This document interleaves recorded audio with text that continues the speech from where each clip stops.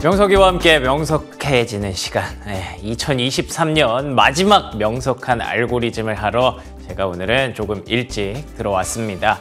마지막이라고 하니까 뭔가 좀 거창한 걸 해야 되나, 올해 결산을 해야 되나, 고민을 많이 했는데 사실 그런 생각이 들었어요. 투자자들한테 사실 연말 연초가 무슨 의미가 있겠어요? 거래일 좀 짧은 한 주일 뿐이잖아요. 오늘이 하루, 내일 하루 이 거래일들이 중요한 거기 때문에 그래서 그냥 연말 말고 이번 주 그리고 연초 말고 그냥 다음 주 전략 한번 고민한다는 측면에서 하던 거 그대로 가져가도록 하겠습니다. 지난주에 있었던 일들 한번 정리해 보시죠. 자, 먼저 뉴욕으로 가보겠습니다. 야, 언제 또 여기까지 왔을까요? 다들 아시죠? 공포 탐욕 지수, 공탐 지수, Fear and Greed Index, CNN에서 발표하는 지표고요.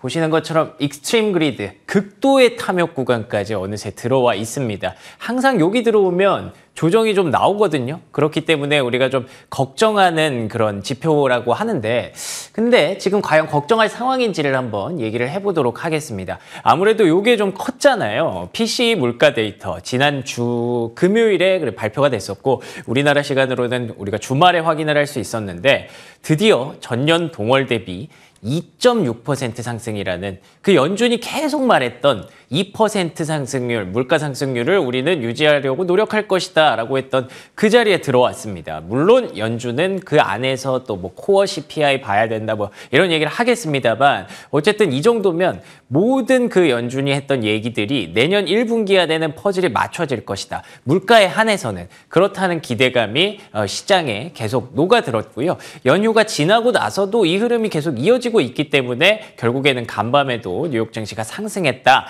9주 연속 상승을 위한 스타트를 힘차게 끊었다라고 보시면 될 것 같습니다. 무엇보다도 지금 금리에 대한 전망치가 굉장히 좀 공격적으로 바뀌고 있어요. 보시는 것처럼 3월이잖아요. 두 번째 줄이 3월에 그 연준이 금리 인하를 할 것이냐 안 할 것이냐 요거를 얘기하는 건데 블루로 들어가 있는 퍼센테이지가 75%입니다. 근데 그러면은 3월에 금리 인하 기대감 75%를 전망하는구나가 아닙니다. 왜냐하면 그 앞에 4.75에서 5까지 내려놔야 된다. 그러니까 지금보다 무려 50bp를 인하해야 된다라는 전망치도 15%까지 들어오고 있기 때문에 어쨌든 저는 솔직히 이거보다는 좀 보수적이거든요. 3월에 과연 할 수 있을까 이런 생각인데 많은 투자자들이 지금 90%에 육박하는 투자자들이 내년 3월에는 금리 인하 한다라고 지금 보고 있는 거니까 제가 이 정도 생각을 하고 있고 투자자들이 이 정도 갭이면은 이거는 심리에 따라서 연말 랠리 계속 지속될 수밖에 없는 그런 상황인 거죠.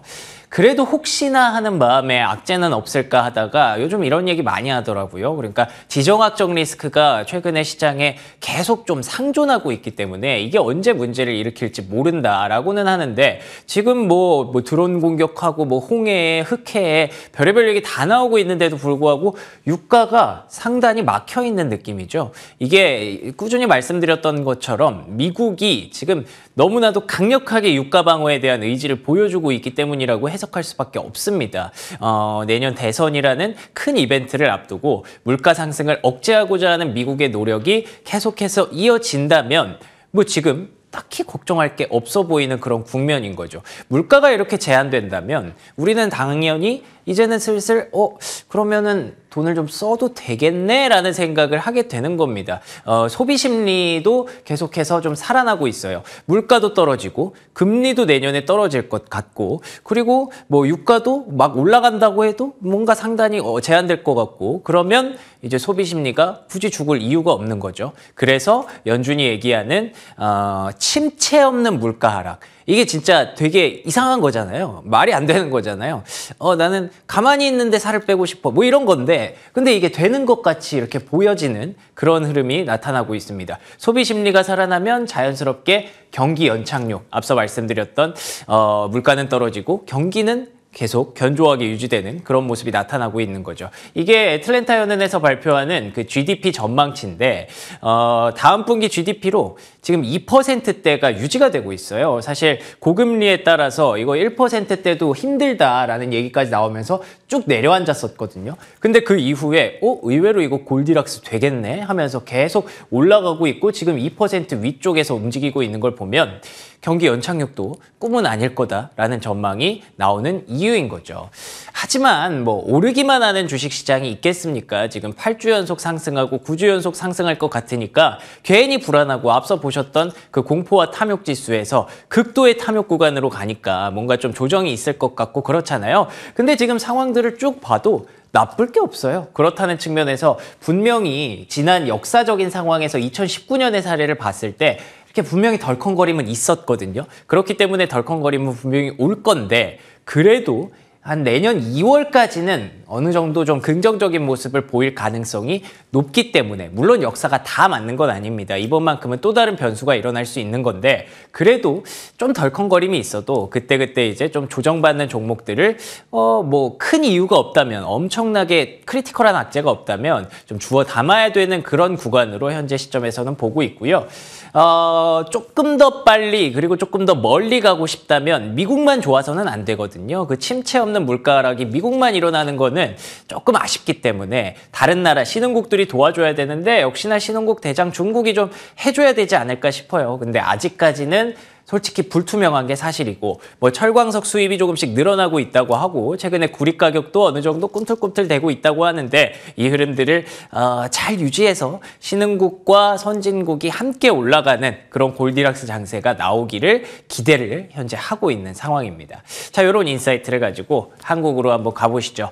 자, 여의도 지난주에 제가 그런 얘기를 드렸어요. 사실 뭐 미국 장세 굉장히 좋고 몇 주 연속 상승 랠리 달리고 있지만 그래도 나는 한국이 조금 더 유리해 보인다라는 말씀을 제가 드린 적이 있었는데 그 인사이트 그대로 유지하고 있습니다. 그 인사이트의 첫 번째 배경, 코스피는 걱정할 게 없다는 거죠. 그러니까 걱정할 게 없다는 게 악재가 없다는 게 아니라 미국은 너무 많이 올라서 지금 걱정을 하는 거잖아요. 그러니까 한국은 너무 많이 오르지를 않았어요. RSI 같은 것들 보셔도 지금 기술적으로 봐도 전혀 과열의 징후가 보이지 않는 상황이기 때문에 아직 여전히 상승에 대한 어떤 에너지를 응축하고 있다고 봐야 될 것 같고요. 애초에 그럼 에너지가 없는 거 아니냐라고 하실 수도 있는데 에너지가 충분히 나올 수 있습니다. 일단 첫 번째. 달러가 계속 떨어지고 있잖아요. 금리 인하에 대한 기대감이 달러 하락으로 연결되면서 달러화가 계속 약해지고 있는 구간이라서 이제 신흥국 통화가 상대적으로 강세를 보일 수 있고 신흥국 증시도 강세를 보일 수 있는 환경인데 조금 아쉬운 건 지금 뭐 앞서 보셨던 것처럼 중국이죠. 네, 중국이 좀 발목을 잡고 있다 보니까 신흥국 통화가 크게 올라가지 못하는 상황에서 이렇게 나오고 있는 거고 그래도 우리가 잘 알고 있는 기대를 걸 만한 그런 부분들이 있잖아요. 대한민국의 수출이 계속 좋아지고 있고 앞서 보셨던 것처럼 마이크론이 지난주에 실적을 발표했을 때 낸드 가격 많이 올랐습니다. 낸드 가격, 디램 가격만 올라도 대한민국의 수출이 전체가 살아나는 그런 효과가 있는 건 다들 알고 계실 거죠. 그렇기 때문에 원화의 강세를 기대한다면 지금 시장에서 내년 전망을 계속 이렇게 상단으로 수정하고 있습니다. 뭐 물론 증권가의 어떤 그 연말 전망이 항상 맞지는 않는다라는 얘기들을 다 속설처럼 얘기하지만 그래도 이렇게 하는 것이 사실 이상해 보이지 않는 그런 구간이라고 말씀을 드릴 수가 있는 거죠. 그치만 뭐 어제 같은 경우 이제 배당 기준일이었잖아요. 우리 고질적으로 연말에는 뭐 배당락 계산하고 그리고 또 이제 양도세 물론 완화가 됐지만 그렇다고 해서 뭐 완전히 양도세에서 자유로운 건 아니잖아요. 이런 부분들 감안했을 때 연말에는 보통은 이렇게 울퉁불퉁하대요. 연말 4거래일 동안 상승 확률이 38%에 불과하다고 하니까 연말은 그냥 좀 그런가 보다 하고 보내주시고 오히려 이럴 때 수급 이벤트로 하락한 종목들이 있으면 미국처럼 지금 좀 담아봐야 될 때가 아닌가라는 생각을 합니다. 그래도 조금 뭐 연말 연초 뭐 정치 이벤트도 있다 그러고 뭐 불안하다 싶으신 분들은 조금은 빠른 스텝으로 중소형주 트레이딩을 노리시는 것도 긍정적이라고 보고 있는데요. 왜냐하면 그만큼 뭐 악재 걱정되는 부분도 많지만 호재성 이벤트들이 많잖아요. 지난주에 말씀드린 것처럼 CES도 기다리고 있고 연초에는 이제 다양한 정책들이 발표가 될 예정이고 그리고 또 JP모건 헬스케어 컨퍼런스 얘기도 심심치 않게 나오더라고요. 심지어 금리 인하와 제약 지수는 이렇게 역외관계를 또 이렇게 띄고 있기 때문에 지금 딱 그 흐름에 맞아 들어가는 업종 중에 하나인 것 같아서 성장주 중심의 단기 트레이딩 충분히 1월까지는 가능하지 않을까 싶습니다. 그래서 결론입니다. 내년 걱정은 내년에 하는 걸로 하시죠. 사실 뭐 다 좋은 얘기만 하다 보니까 괜히 불안해지는 거 아니야 라고 하실 수 있는데 저희 올해 내내 그랬잖아요. 계속 뭐 터지고 좀 마음 놓으려고 하면 터지고 이런 날도 있는 거라고 저는 생각을 해요. 한 2달 동안 뭐 행복한 그런 나날들을 보냈는데 그래도 연말까지는 잘 마무리하고 내년 걱정은 제가 내년에 다음 주에 또 해올 테니까 그때까지 잘 기다려 주시기 바랍니다. 여러분의 생각은 어떠실까요? 명석한 알고리즘이었습니다.